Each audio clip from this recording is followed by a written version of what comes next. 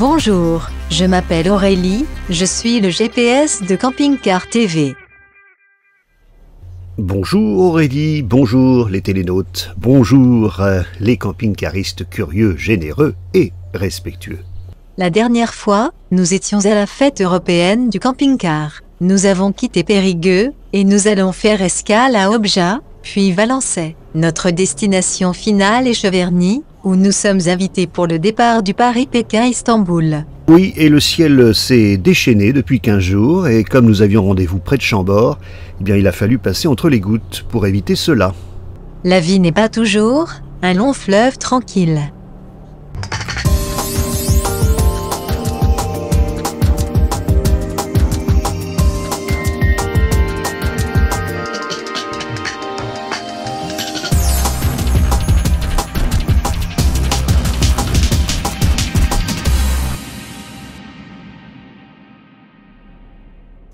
Alors on s'est effectivement arrêté à Objat où l'aire de service est sympathique.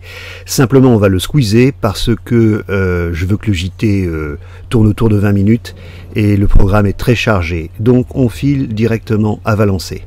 C'est le premier reportage Accès Tourisme, le reportage GPS.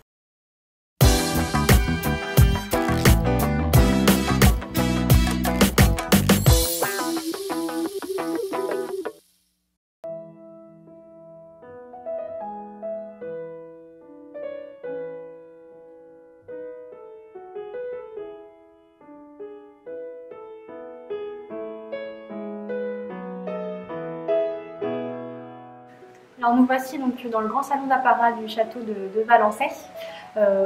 Talleyrand achète en 1803 à la demande de Napoléon. Et donc vous avez juste derrière moi la table du congrès de Vienne. Ce congrès de Vienne qui se déroule entre 1814 et 1815 après la chute de Napoléon.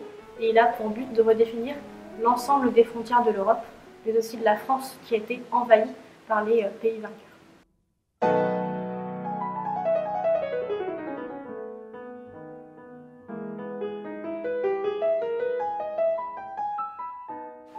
Alors le diable boiteux, bien évidemment boiteux parce que Talleyrand avait un pied beau. C'est une maladie qu'il avait de naissance, malgré le fait qu'il racontait qu'il était tombé d'une commode étant petit chez sa nourrice. Et diable, c'est parce que Talleyrand était un personnage un petit peu ambigu. Afin de pouvoir rester en politique, il n'a pas hésité à retourner sa veste, c'était un opportuniste.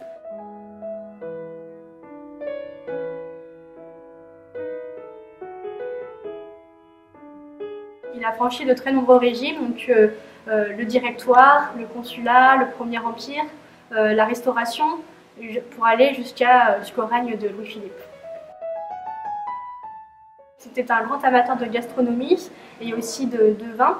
Napoléon lui avait demandé d'organiser 4 réceptions de 36 personnes par semaine au château de Valençay. Et Talleyrand, aux côtés de son chef Antonin Carême, organisait de très grandes réceptions dans ce château. Donc, cuisine de ce fameux chef Antonin Carême, donc des cuisines aux dimensions assez impressionnantes qui illustrent quand même le fait que Talleyrand recevait de nombreux invités au château de Valençay. Dans les pièces remarquables, il y a le grand salon, mais il y a aussi le salon bleu. Oui, le salon bleu, donc qui est un petit peu différent du salon d'apparat, étant donné qu'on a du mobilier un petit peu plus ancien, qui date plutôt du XVIIIe siècle, parce que le château de Valençay est principalement meublé avec des meubles du Premier Empire. Et puis il y a le salon de musique. Le salon de musique, tout à fait, donc une pièce qui est aussi assez importante, car Talleyrand voulait faire venir de nombreux artistes au château de Valençay, notamment Ladislav Dušek, qui est un pianiste tchèque, qui est rentré au service de Talleyrand en 1807. Et son instrument de prédilection, c'était le piano forte. Donc c'était vraiment un instrument très important à Valençay. Enfin, c'est difficile de ne pas parler des jardins qui sont somptueux, avec en plus un projet. Voilà, tout à fait. Donc les jardins, avec la création d'un nouveau jardin cette année qui s'appelle la Grande Perspective. Donc un jardin qui s'inspire d'un croquis qui a existé au XVIIIe siècle, qui a été réalisé par Monsieur de Guénière. Donc c'est une véritable création, c'est seulement une inspiration du XVIIIe siècle.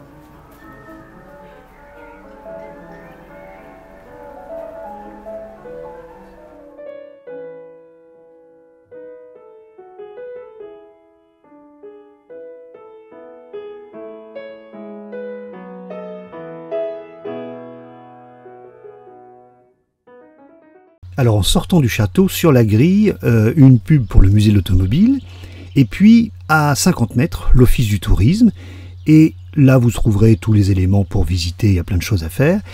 Et puis juste à côté de l'office du tourisme, eh bien on trouve le parking où vous pouvez mettre votre camping-car, il y a une petite borne de service, c'est simple mais c'est pratique et puis c'est en cœur de ville. Dépêche-toi, on est attendu à Cheverny. Mais avant, visitons le musée de l'automobile. Bonjour Marie-Pierre Hervé. Bonjour Monsieur le géoptimiste. Je suis ravi d'être chez vous, on est au musée de l'automobile de Valençay. Alors l'histoire a commencé à Vatan. Voilà, donc la famille Guignard, famille de garagistes à Vatan depuis 1900. Aux environs des belles années 1910, lorsque le monde découvrait l'automobile, une pauvre femme abandonnée avec ses fils par son mari qui s'était enfui à la ville, dans une superbe bagarre Innovation qu'il conduisait en plein essor, lui écrivait ses mots d'espoir en pensant que peut-être un soir il reviendrait tout comme avant au lieu de partir dans le vent. Je t'attendrai à la porte du garage, tu paraîtras dans ta superbe auto. Il fera nuit, mais avec l'éclairage, on pourra voir jusqu'au flanc du coteau. Alors cette Clément Bayard est de 1906 et le grand-père Guignard en 1910 s'en servait pour promener les gens. Parce qu'à l'époque, à Vatan, les gens n'avaient pas d'automobile, donc il servait de taxi, chauffeur. Et, astucieux, il faisait payer ses clients. Pour marquer sur la roue, il y a un hectomètre qui enregistre la distance pour faire payer ses clients. Vous voilà au volant d'un taxi de la Marne? Tout à fait, taxi de la Marne d'officier. C'est un Delaunay-Belleville. En général, les taxis de la Marne, c'était des Renault. Le nôtre, c'est un Delaunay-Belleville. Et juste à côté, une voiture qui a une histoire aussi. Tout à fait. Alors cette Delaunay-Belleville de 1908 a parcouru 15 000 km en 1967 avec André Guignard, ses 3 compagnons, la Croisière Rouge. Et comme ils avaient un peu l'âme aventurière, ils voulaient réussir un exploit et prouver qu'en 67, on pouvait parcourir autant de kilomètres avec des vieilles voitures. Une voiture de 1908 ? Oui.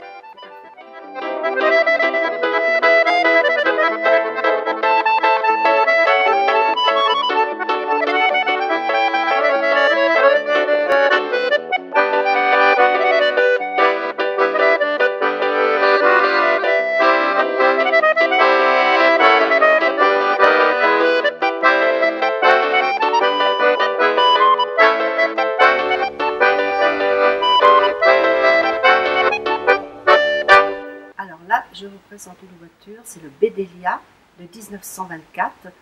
Et si vous regardez bien ce Bedelia, eh c'est la carlingue d'un avion. Alors, le conducteur est à l'arrière, l'accompagnateur, je peux dire, est devant.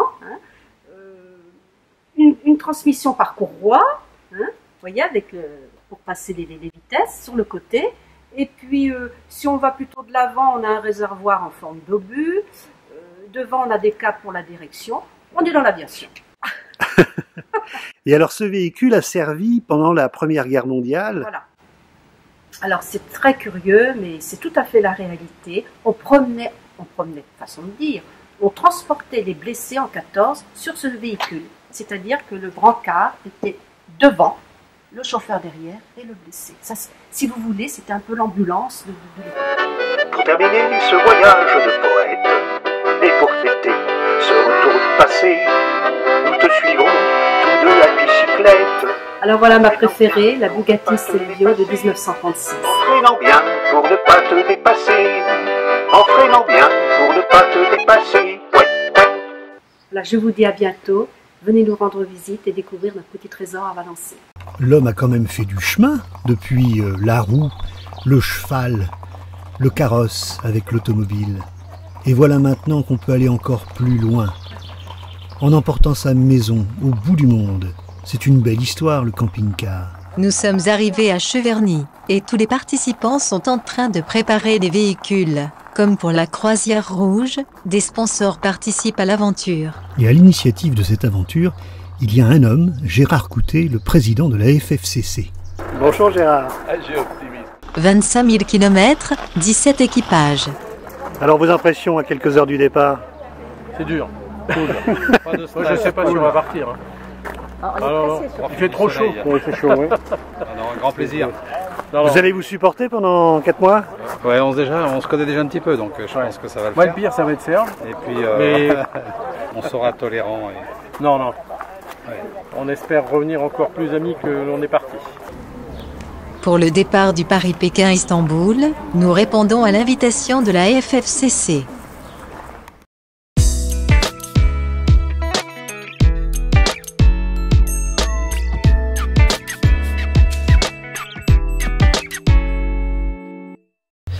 Bonjour Fabienne Pionneau. Bonjour le géoptimiste. Je suis ravi d'être ici à votre invitation devant le château de Cheverny. Magnifique cadre. Et magnifique événement. Tout à fait, on en est très fiers.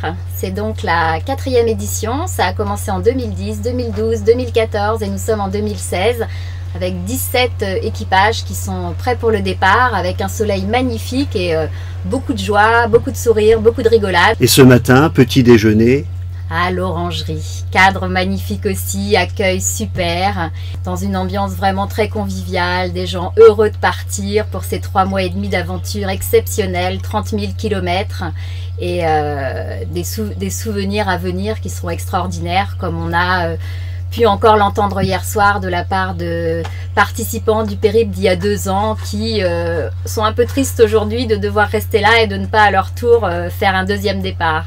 Et nous aussi, hein. Oh oui, on repart à Paris travailler demain. Alors on va les suivre, hein. On fera un point régulier et puis on aura des petites cartes postales, on voyagera un peu avec eux. On a une blogueuse qui va régulièrement nous tenir informés et c'est avec grande impatience qu'on va suivre leur mésaventure parce qu'il y aura des bons moments, excellents moments et puis il y aura des petites galères sûrement comme on a eu tous les ans mais qui se règlent toujours sans problème et après qui sont vite oubliées. Alors Bruno, c'est quoi le rôle du raid des baroudeurs? Le rôle du raid des baroudeurs, en fait, c'est d'organiser le voyage de Paris à Pékin et de revenir jusqu'à Istanbul. Et que tout se passe bien, hein, qu'on fasse des belles découvertes, d'organiser les excursions, les passages frontières, mais aussi l'accompagnement mécanique, médical, pour que tout le monde arrive au bon port, les personnes et les machines également. Alors Serge? Oui, bonjour. Bonjour. C'est un camping-car fourgon. Voilà. Tu en as un beaucoup plus grand.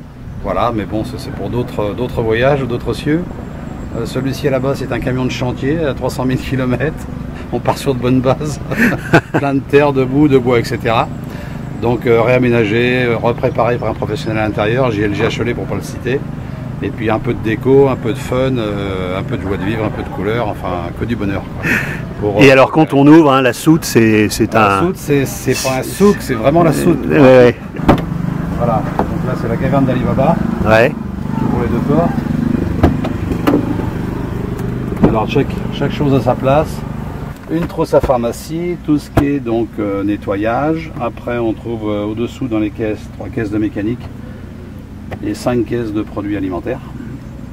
Je vous fais grâce des produits, hein, toute la gamme de la sardine de Saint-Gilles dans tous ses états. Et tu as même une caméra de recul. Donc une caméra de recul de chez IDECAM qui ont eu la gentillesse de nous l'offrir pour ce voyage et qui est très pratique pour les manœuvres. Et bon voilà. On ne t'a pas présenté.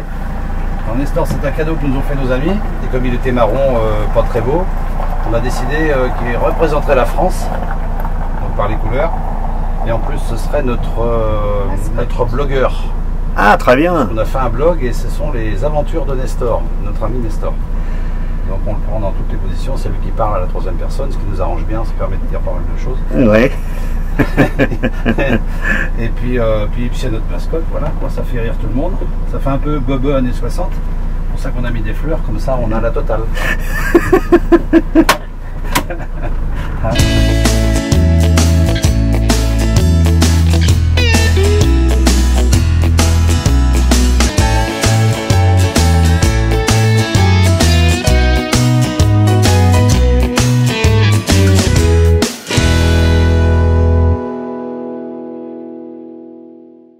Alors on est chez vous là? Eh ben, on est dans notre maison pour 4 mois, oui. T'es chez nous, oui. Et ça te plaît? Alors, quelle histoire quand même, c'est du sur-mesure, hein? Oui, c'est du sur-mesure. On l'a fait faire comme on voulait, comme on désirait, comme on avait envie. On avait beaucoup fait de macadam avant et on avait envie de faire autre chose, de la piste. C'est pour ça qu'il est aménagé comme ça. Il est un peu particulier par rapport aux autres, par rapport à ce qu'on connaît tous. Ce qui est impressionnant, c'est la clarté, je trouve. Oui, et puis bon, notre camping-car, c'est fait pour le faire le tour du monde, en principe. Donc c'est un début. Donc quel beau début quand même. Oui, on verra bien.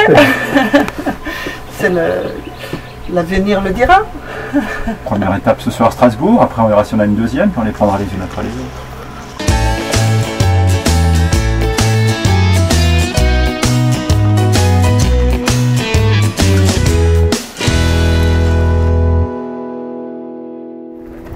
Bonjour les amis, on espère vous emmener avec nous et nous faire vivre notre voyage. On aura grand plaisir à vous le raconter au fur et à mesure des épopées. Voilà. Donc grosse bise à tous et puis à bientôt. Alors c'est l'occasion de parler de la fédération, oui, qui est une institution dans le monde du camping-car depuis 1938. 1938, la FFCC a évolué en même temps que le camping, le caravaning et le camping-car se sont développés. Et voilà, on a fêté les 75 ans il y a déjà 2 ans maintenant.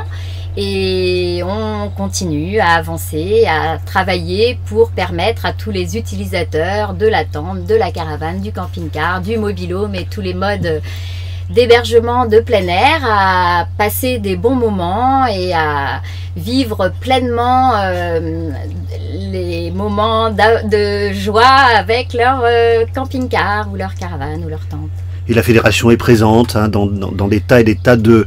J'allais dire de combat, mais le terme est trop fort, mais en tout cas pour soutenir ce monde. Voilà, un de ses principaux objectifs est la défense des intérêts. Donc on est face à de nouvelles problématiques régulièrement. Aujourd'hui, notamment au niveau des camping-caristes, c'est l'accueil dans les municipalités. Ça s'améliore, mais il y a encore du travail dans un certain nombre de sites, notamment les hauts lieux touristiques. Donc la FFCC travaille, fait du lobbying, aidé aussi par des institutions qui se sont créées telles que le comité de liaison du camping-car et œuvre auprès des municipalités pour redorer une image qui quelquefois est un petit peu ternie par quelques exceptions. Oui. Donc, et puis par des mauvaises habitudes des médias, voilà, on peut le dire gentiment. Absolument. Donc là, on travaille, on a la charte de bonne conduite et puis on explique surtout aux municipalités qu'un camping-cariste est un consommateur qui se déplace toute l'année et que effectivement il fait vivre les commerces locaux et qu'il faut savoir lui proposer un emplacement digne de ce nom, circuler, stationner dans les endroits où on peut stationner en toute liberté dès qu'on ne gêne pas les locaux ou qu'on occasionne un problème à la circulation, et puis leur proposer des lieux où ils peuvent se réapprovisionner en eau, vider leurs eaux sales, des endroits qui soient dignes de l'accueil de camping-caristes français mais aussi étrangers dans notre si beau pays. Dans une réciprocité intelligente. Absolument, voilà. Et puis quand même, comment ne pas parler du site internet et de cette mutation aussi que fait la FFCC depuis plusieurs mois pour être à la pointe. Voilà, donc la FFCC a pas mal bougé ces derniers temps. On a donc lancé un site internet nouveau en octobre au moment du salon des véhicules de loisirs du Bourget, de nouveaux services, un espace communautaire pour justement aider le camping-cariste à mieux profiter de ses vacances en France, à l'étranger, trouver toutes les belles choses qu'on a à voir autour de soi. Et puis on a aussi le Club Avantage qu'on a intégré, plus de 11 000 partenaires qui leur permettent de profiter avec leur carte d'adhésion de nombreuses réductions, de nombreux services. On a intégré aussi des assurances pour répondre à la demande des camping-caristes. On les écoute et ensuite on essaie effectivement de cadrer et de trouver les produits qu'ils attendent, et on est à leur disposition pour les écouter et augmenter, proposer des services supplémentaires, en gardant en tête le fait que notre job, c'est vraiment de leur faciliter leur déplacement, quel que soit leur mode d'hébergement de loisirs de plein air. On est amené à se revoir et à mettre en valeur toutes ces réalités. Avec plaisir. Et puis là, on va filer au grand départ. Et oui, dans 5 minutes, les camping-cars vont partir pour s'installer donc sur l'allée centrale du château de Cheverny. Et là, on va avoir des belles photos souvenirs à réaliser et des grands sourires de personnes qui s'en vont. Et nous, on va leur faire bye bye et on va rentrer. On va suivre ça tout de suite. On part de Cheverny. Et je puis vous dire que les gens sont entièrement satisfaits de partir de Cheverny plutôt que de Paris. On dit que les voyages forment la jeunesse. Je suis sûre que vous allez revenir avec plus des cheveux blancs, mais des cheveux couleur voilà. Donc, belle jeunesse à venir et bon voyage et à très bientôt à Cheverny.